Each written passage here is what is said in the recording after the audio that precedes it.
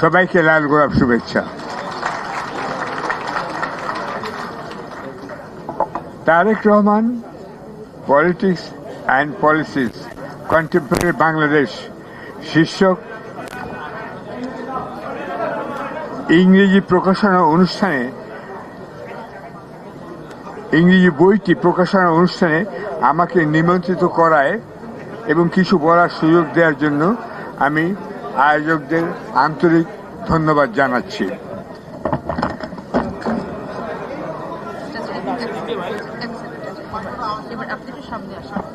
এটা শেখ হাসিনা করেননি,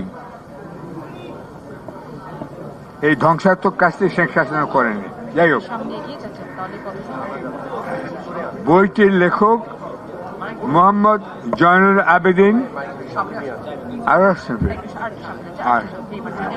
আচ্ছা, বইটির লেখক মোহাম্মদ জয়নুল আবেদিন বর্তমানে নিউ ইয়র্ক অধিবাসী।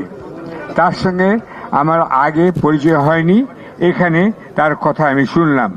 আরও উপস্থিত আছেন বিএনপির অনেক ত্যাগী নেতা, কর্মী ও সমর্থক বৃন্দ। এদের সবাইকে আমি সশ্রদ্ধ অভিনন্দন জানাচ্ছি, কারণ এরা সবাই খুবই প্রতিকূল অবস্থায় সত্ত্বেও অবিচল থেকেছেন সত্য, ন্যায় ও সুবিচার দাবি এবং গণতন্ত্র পুনরুদ্ধারের প্রতিষ্ঠার পথে। আমি নিজেও মিথ্যা মামলা এবং নির্জন কারাবাসের শিকার হয়ে আমার বাম চোখ এবং বাম কানে শোনার শক্তি হারিয়েছি। আমি সত্যি এখন এক চোখা, একদিকে দেখছি, বিএনপিকেই শুধু দেখছি। যাই হোক, 50 বছর আগে আমারই প্রতিষ্ঠিত পত্রিকা জায়জাদিন কেড়ে নেওয়া হচ্ছে সম্পূর্ণ অবৈধভাবে, বিশেষ চাপ প্রয়োগে। এর আগে পত্রিকাটি এরশাদ আমলে নিষিদ্ধ হয়েছিল 2 বার এবং আমাকে নির্বাসনে থাকতে হয়েছিল প্রায় 6 বছর। হাসিনার স্বৈর শাসনে গত 8 বছর আমাকে নির্বাসিত থাকতে হয়েছে বিদেশে। এখানেই চলে আসে মিস্টার তারেক রহমানের নামও বিভিন্ন মামলায় তাকে জড়িয়ে দেশ ছাড়তে বাধ্য করা হয়েছিল। তিনি এখনো বিদেশেই আছেন। আমরা সবাই আন্তরিকভাবে আশা করছি তারেক রহমান অচিরেই দেশে ফিরে আসবেন এবং তার পার্টির গণতান্ত্রিক আন্দোলনের নেতৃত্ব দেবেন দেশে উপস্থিত থেকে। এখন তিনি সেটা করছেন লন্ডন থেকে ভিডিও সম্প্রচারের মাধ্যমে। এখানে আমাকে বলতেই হবে, আমি সবচেয়ে খুশি হয়েছি ম্যাডাম খালেদা জিয়া যে দেখতে পারলেন তিনি সঠিক পথে চিরকাল, তার দেশবাসী তাকে, তিনি সঠিক পথে চিরকাল থেকেছেন, রাজনীতি করেছেন এবং দেশবাসী তার রাজনৈতিক অবদানের যথার্থ মূল্যায়ন করেছেন। তার প্রতিপক্ষ দুর্বিনীত, অশালীন, অমার্জিত, অসভ্য, অত্যাচারী স্বৈরশাসককে দেশ ছেড়ে পালিয়ে যেতে হয়েছে। কিছু পত্রিকা এবং কিছু অতিথি এবং অনেকেই এই পালিয়ে যাওয়া শব্দটি এখনো ব্যবহার করতে চান না। তারা বলেন শেখ হাসিনা দেশ ছেড়ে চলে গিয়েছেন। এত লজ্জা কেন সত্যি কথাটা বলতে? আপনাদের মনে করিয়ে দিতে চাই, এই স্বৈরশাসক বর্তমান সরকারের প্রধান উপদেষ্টা নোবেল বিজয়ী ডক্টর মোহাম্মদ ইউনূসকে পদ্মা নদীতে 2 বার চুবিয়ে ওঠাতে হবে। তবে দেখতে হবে ডক্টর ইউনূস যেন মারা না যান। এরপরেই সেই শৈলিনী বলেছিলেন খালেদা জিয়াকে পদ্মায় টুস করে ফেলে দিতেন। তাকে আবার তুলে নেওয়ার কথা তিনি কিন্তু বলেননি তখন। অর্থাৎ ম্যাডাম খালেদা জিয়াকে তিনি তখনই সরাসরি হত্যার উস্কানি দিয়েছিলেন সকলের সামনে। আপনারা ভেবে দেখুন কতখানি নির্মম, নিষ্ঠুর, নির্লজ্জ, খুনি হলে এমন কথা সবার সামনে তিনি বুক ফুলিয়ে বলতে পারেন। চিতল মাছ খেয়ে তার বুক অনেক বড়ও হয়ে গেছে, আমি লক্ষ্য করেছি। আচ্ছা, তিনি তারেক রহমানকে পর্দায় ডোবানোর কথা বলতে পারেননি, কারণ অজ্ঞ ও মূর্খ শেখ পরিবারের সন্তান এই মহিলাটি অন্তত এটুকু জানেন যে তারেক রহমান থাকেন লন্ডনে টেমস নদীর তীরে। ওই শৈলিনীকে আমি million million billion billion trillion trillion ধিক্কার জানাই। আপনারাও জানাবেন। 111 জেনারেল মইনুল আহমেদ ও ব্রিগেডিয়ার ফজলুল বারী কুর প্রথমেই তারেক রহমানকে জেলবন্দি করে নিষ্ঠুর অত্যাচার করা হয়। তাকে চোখ বাঁধা অবস্থায় সিলিং থেকে মেঝেতে ফেলে রাখা হয়। সেই ছবিও কিন্তু আপনারা হয়তো কেউ কেউ দেখেছেন। এর ফলে তারেক রহমানের কোমর ভেঙে যায়। পরবর্তীতে আমি তাকে বুঝিয়ে বলেছিলাম তার প্রতি এই দুঃস্থ অত্যাচারের কথা সাধারণ মানুষকে জানিয়ে দিতে, যেন ভবিষ্যতে অফিসাররা সাবধান থাকে এবং হয়তো এরকম অত্যাচার আর পলিটিশিয়ানদের উপরে করবে না। তাকে ঢাকা সেন্ট্রাল জেলে 3 নম্বর মেডিকেল ওয়ার্ডের 3 নম্বর বেডে চিকিৎসার জন্য কিছুকাল রাখা হয়। সেই চিকিৎসায় কোনো উন্নতি না হয় কিছু বন্ধু দেশের চাপে অফিসাররা বাধ্য হয় তারেক রহমানকে লন্ডনে চিকিৎসার জন্য যেতে দিতে। তবে যাবার আগে জোর করে তার কাছে বানোয়াট স্বীকারোক্তিতে তার সই নেওয়া হয়। আমারও এরকম বানোয়াট স্বীকারোক্তিতে সই নেওয়া হয়েছে, আপনার সাথে খেয়াল রাখবেন। আচ্ছা, ক্রমে তারেক রহমান সুস্থ হয়ে ওঠেন। তবে তার উপরে যে শারীরিক নির্যাতন চালানো হয়েছিল সে বিষয়ে তিনি বিস্তারিত বলতে চাননি আমাকে। তিনি বিব্রত বোধ করছিলেন। হয়তো তিনি পলাতক সৈনির মতো দুঃখ ব্যথাকে রাজনৈতিক ব্যবসায় রূপান্তরিত করতে চাননি।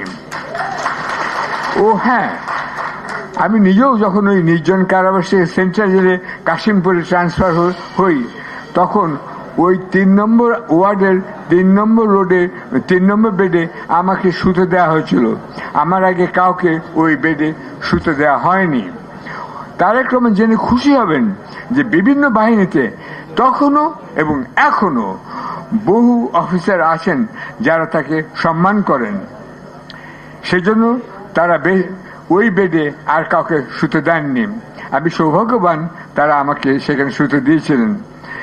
প্রসঙ্গত জানিয়ে রাখছি, এই সেদিন সশস্ত্র বাহিনীর দিবস উপলক্ষে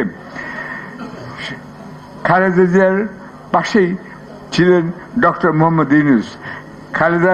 বেগম খালেদা জিয়ার উপস্থিতিতে সামরিক বাহিনী ব্যান্ড বাজিয়ে শোনায় প্রথম বাংলাদেশ আমার শেষ বাংলাদেশ গানটি তারা বাজায়।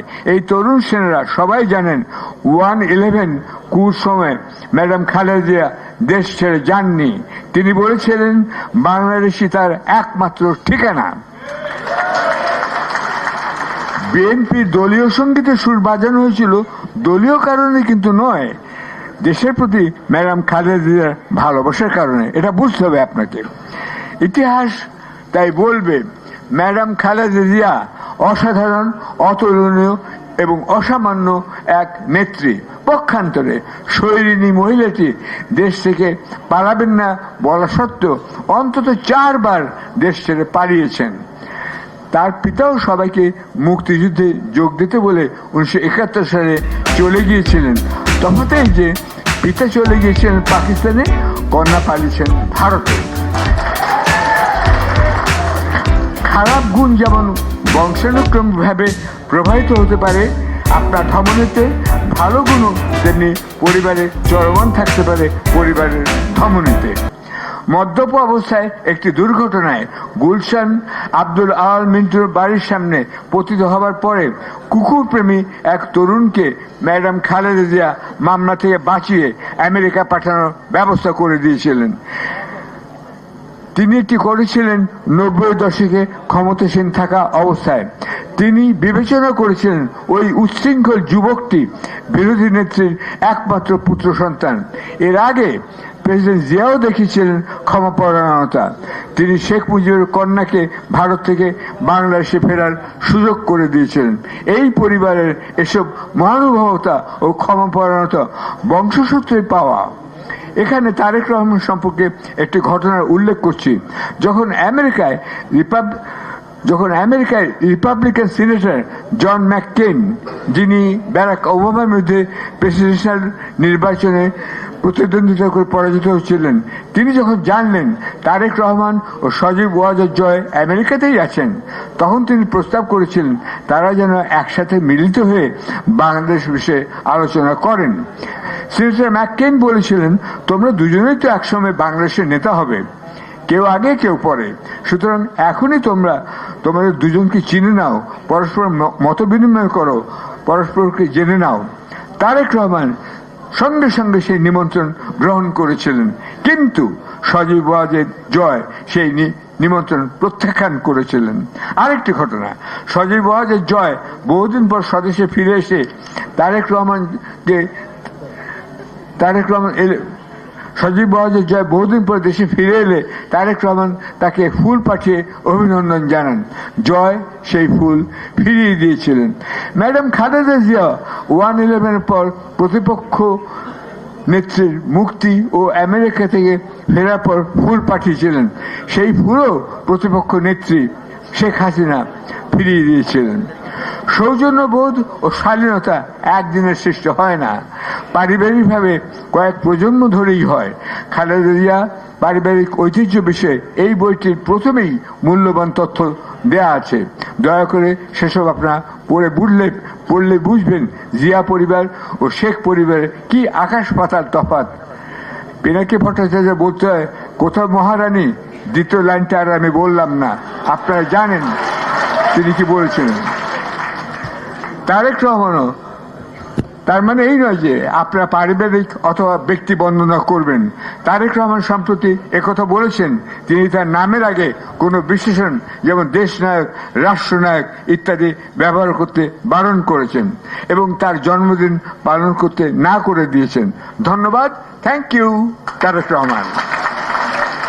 নামের আগে বন্দনামূলক বিশেষণ প্রয়োগের ম্যানিয়া থেকে বাংলাদেশকে বেরিয়ে আসতে হবে। তবে একটি বিশেষণ, খুনি শব্দটি ওই শৈলীর নামের আগে ব্যবহার করতে পারেন, করা উচিত। সারা দেশে দেয়ালে লিখনে খুনি হাসিনা কথাটি লেখা আছে, এখন এটিই তার প্রকৃত পরিচয়। তারেক রহমান সম্প্রতি আরো দুটি ভালো কথা বলেছেন। তিনি বলেছেন, কোনো ব্যক্তি তা 2 মেয়াদের বেশি রাষ্ট্রের কর্ণধার হতে পারবেন না। দ্বিতীয়ত, প্রধানমন্ত্রী বা রাষ্ট্রপতির মধ্যে ক্ষমতার একটি ভারসাম্য থাকতে হবে। তারেক রহমান এবং এখানে উপস্থিত অনেকেই দ্রুত নির্বাচন চাইছেন, আমিও চাই। তারেক রহমান এবং এখানে উপস্থিত সবাই যারা দ্রুত নির্বাচন চাচ্ছেন তাদের অনেকে কিন্তু জানতে চাইবেন, এক, কে হবেন বাংলাদেশের অর্থমন্ত্রী।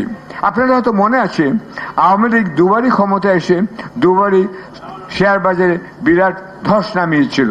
সেটি যেন না হয়, সবাই তাদের কাছে তাই জানতে চাইবে কে হবেন বাংলাদেশের অর্থমন্ত্রী, এবং 2, কে হবেন বাংলাদেশের ব্যাংকের গভর্নর।